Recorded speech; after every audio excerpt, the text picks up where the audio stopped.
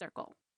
No compass, no ruler, just our bare hands maneuvering the most basic drafting tools.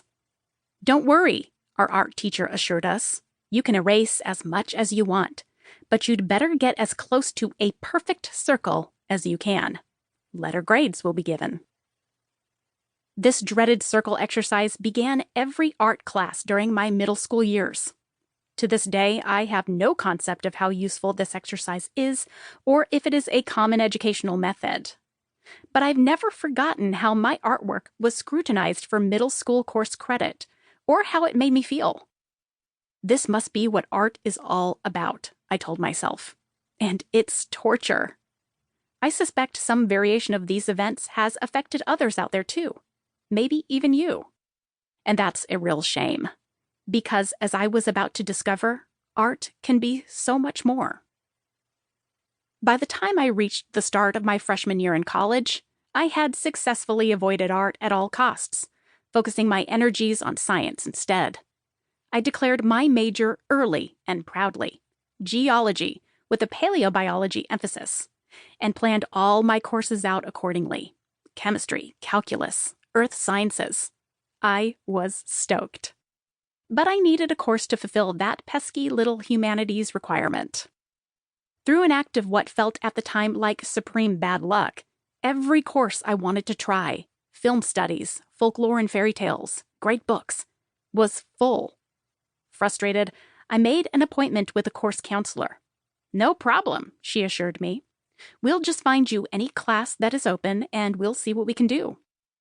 With a flick of her wrist, she dropped a course catalog onto her desk, a book so thick that it made an alarming thunk when it landed, and opened the alphabetical listings to the very beginning, the letter A. After a few seconds, she glanced up confidently. "Here we go. Art history. Everyone takes art history courses here. Let's just see if you can get in." Before I had time to open my mouth in protest, she had already logged into her computer and registered me. Without my blessing, I was about to delve into a semester-long course I detested. Art? Art history? It sounded excruciating, ridiculous, useless, boring. By mid-semester of my freshman year, though, the joke was on me. Having entered the study of art under duress, I started to realize that I actually looked forward to art history class, to the backstories, the hidden symbolism, even the terminology, finding it more compelling than my chemistry lab or my geological studies.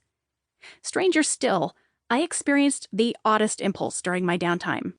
While my roommates devoured Stephen King and Dean Koontz, as well as the occasional Fabio-covered romance novel, I gravitated toward reading ahead in my art history textbook and spending hours immersed in the beautiful, full-color illustrations. Cough, nerd alert, cough. The effect was unsettling, and it caused me to question what I had long considered to be core beliefs. I don't like art. Art history is boring. Right? Right? Wrong. I actually loved learning about art. And here's why. Art history, to me, is all about stories. What compels an artist to create, what a subject or theme might reveal about an art collector or patron, how an artwork was received or reviewed when it was first made.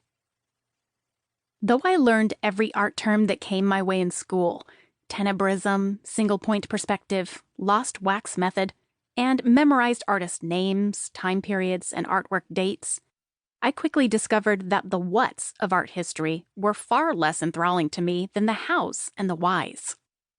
How can you illustrate a three-dimensional object believably in a two-dimensional form?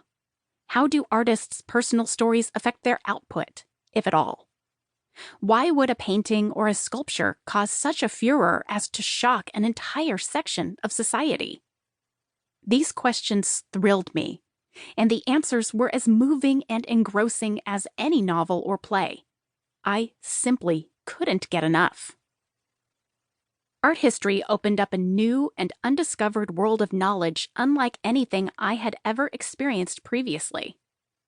It immersed me in history, world religions, philosophy, great works of world literature.